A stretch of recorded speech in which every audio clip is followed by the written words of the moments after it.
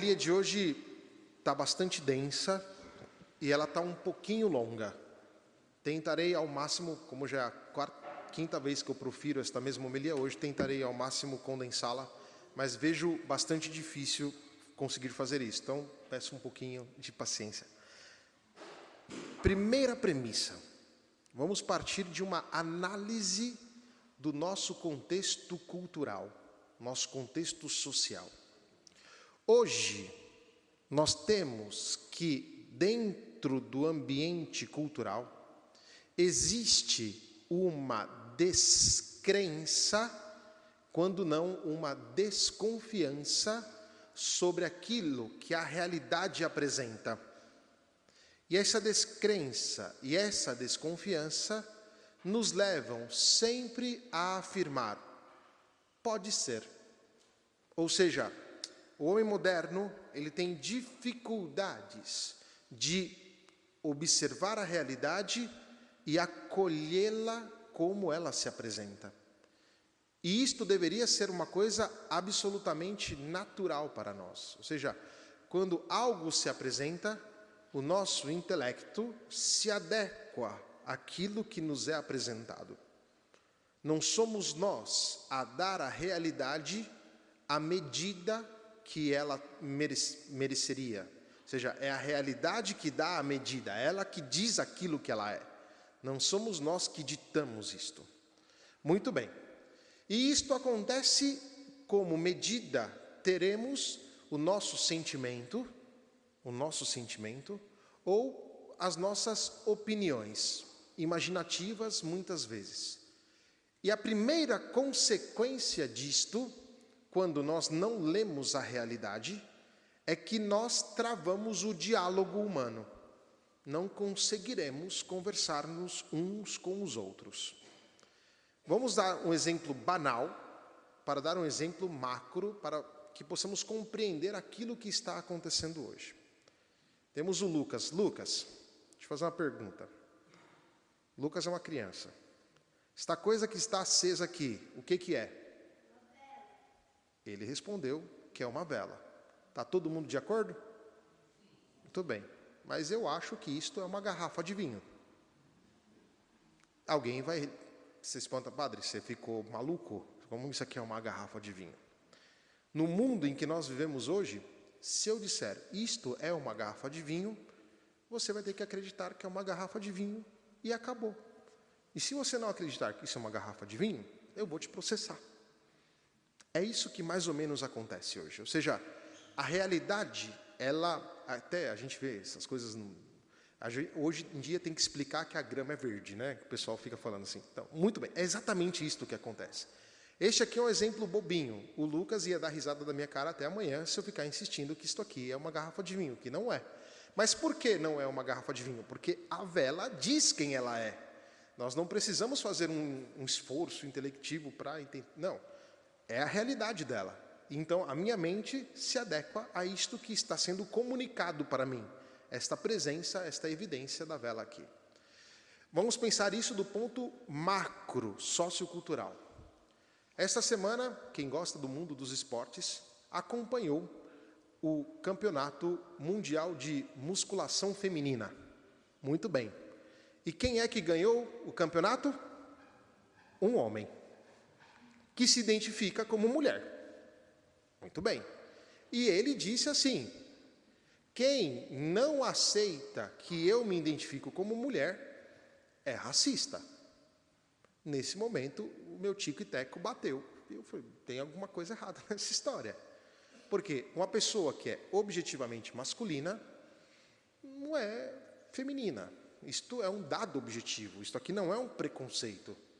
Ou seja, e fez com que toda a sociedade engolisse o fato que esta pessoa se tornou campeão mundial de levantamento de peso, quando na verdade é um homem e não é uma mulher.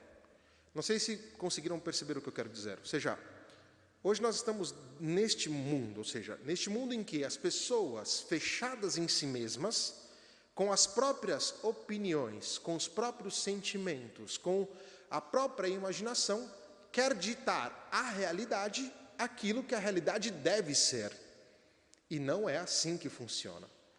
É por isso que nós cristãos somos chamados neste mundo a dar pontos firmes e certezas que neste mundo não tem.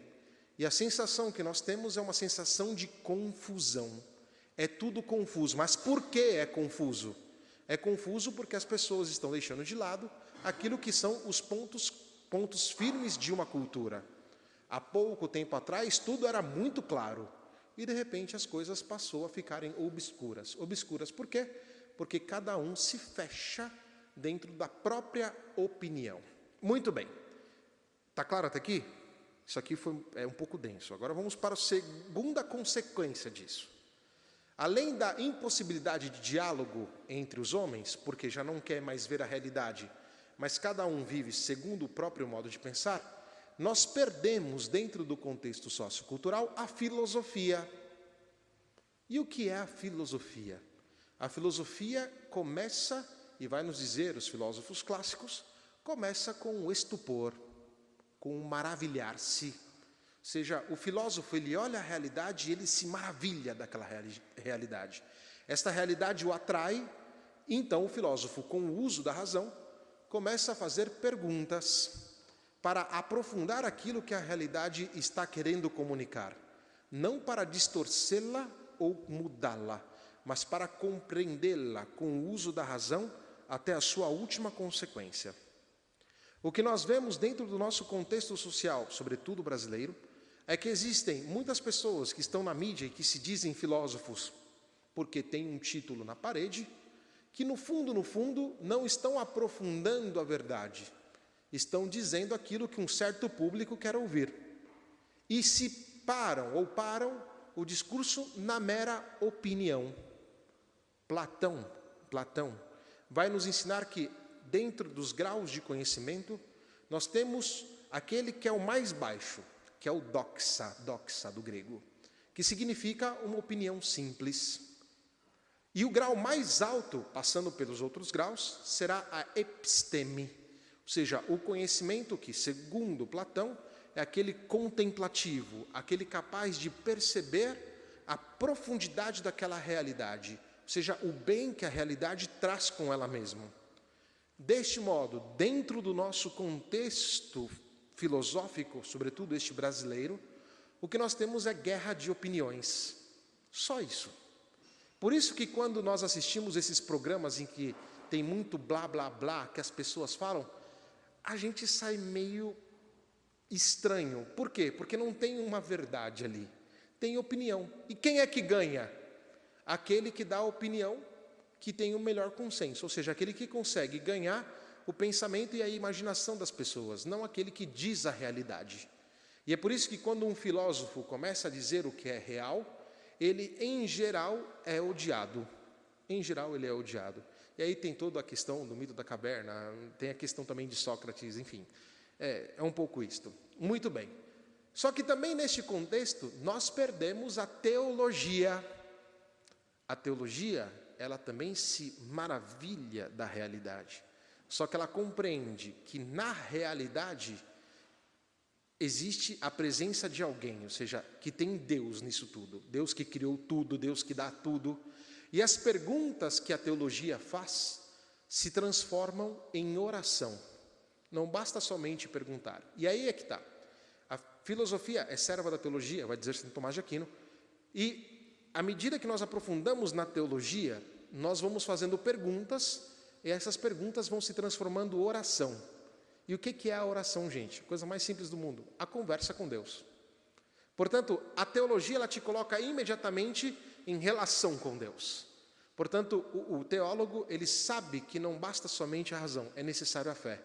E ele espera a resposta dessas perguntas, ainda que ele não compreenda, ainda que essa resposta demande tempo para ser alcançada. Então, este é o segundo panorama, seria a segunda premissa. Está claro? Ah, tá bom. Eu sei que dá sono falar dessas coisas, né? Mas vamos lá, ainda mais nesse tempo. Mas vamos dar agora o passo diretamente no Evangelho. Jesus Cristo faz duas perguntas.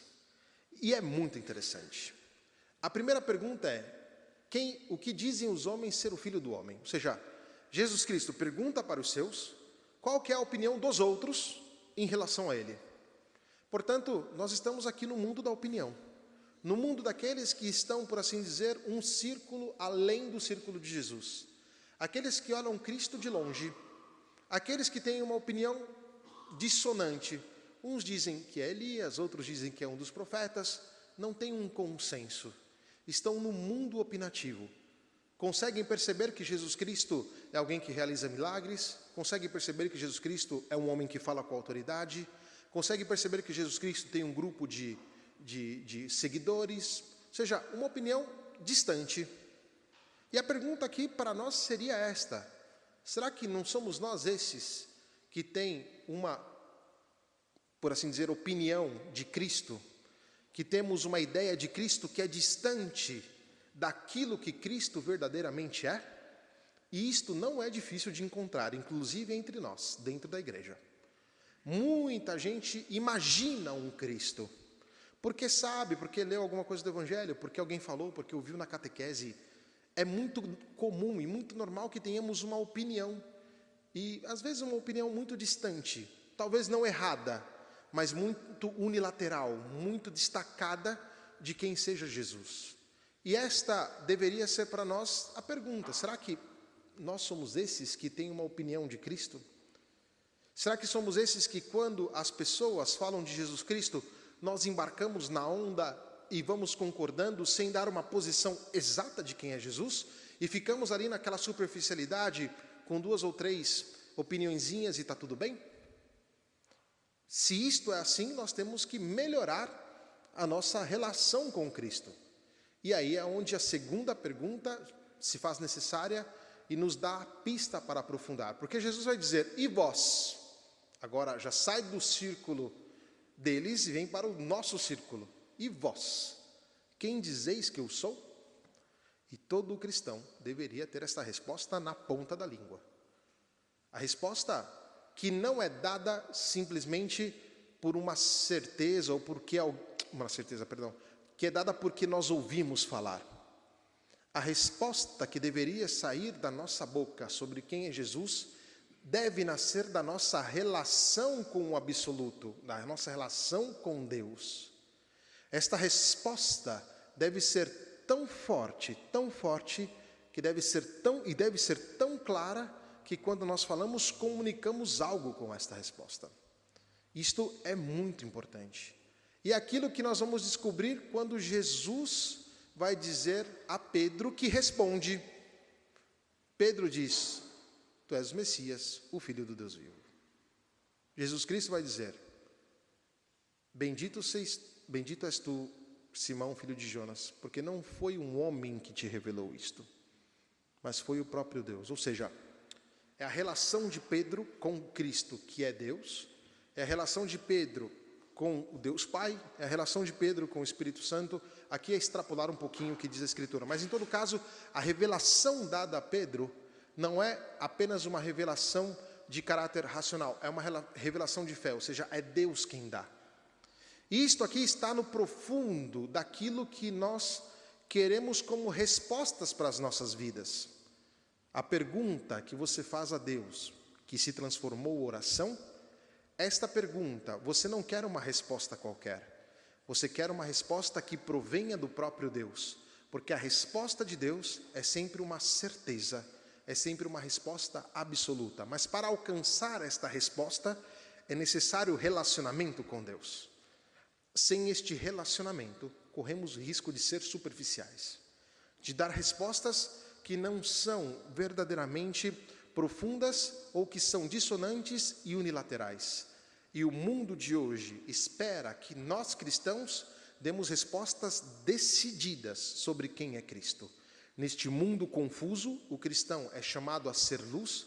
Neste mundo confuso, o cristão é chamado a dar uma resposta profunda, porque o mundo espera isso. E não é uma resposta que nasce somente do nosso intelecto, mas uma resposta que tem toda a carga da nossa existência, a carga da fé, a carga de uma revelação que foi dada por alguém que nos conhece melhor do que nós. E, portanto, ao falar isso ao outro, A resposta é muito clara, a resposta não tem compromissos temporais e nós temos a certeza daquilo que nós estamos comunicando.